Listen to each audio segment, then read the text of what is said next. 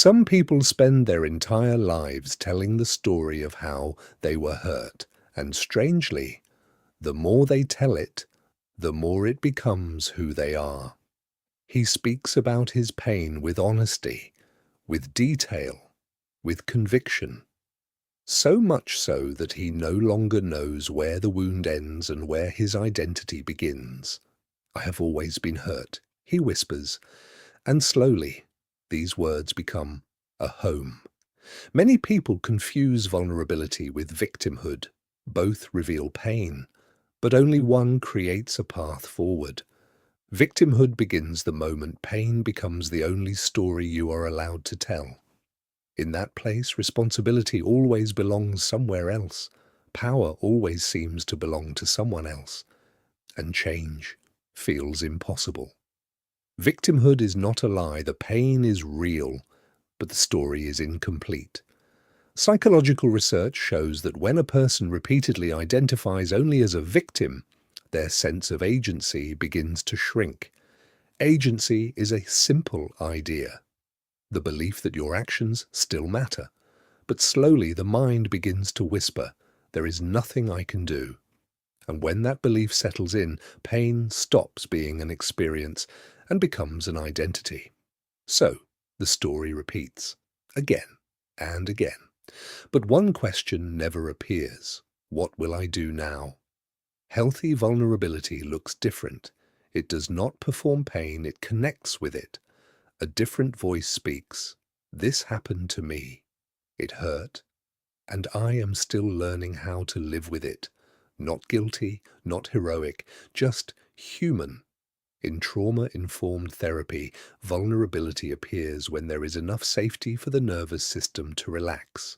Pain is acknowledged, but it is not glorified. The body can feel the difference. In victimhood, the body stays tense. The story repeats. Energy fades. Nothing moves.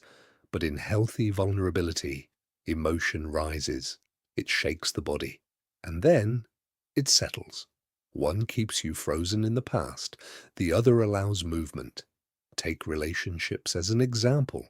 He falls in love with someone who slowly begins to disappear. Messages go unanswered. Days pass, then weeks. When they finally speak again, she says, "I've just been busy." He feels that familiar ache in his chest, and the story begins again. People always hurt me, but nothing changes. No boundary is spoken, no decision is made.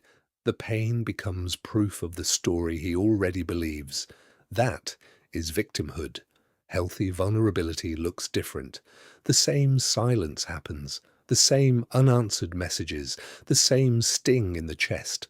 But this time, he says something else. "When you disappear like this, it hurts me. And I need consistency in a relationship. If that's not possible, I can't stay in this." Pain plus choice. And suddenly a boundary appears. Victimhood says, "I am this way because I was wronged." Healthy vulnerability says, "I was wronged and I am still responsible for my life." The first turns pain into identity. The second turns pain into direction.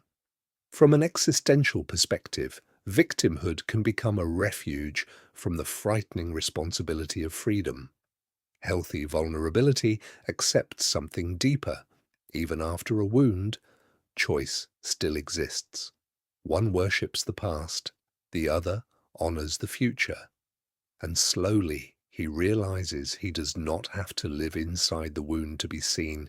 He can speak his pain and still move forward.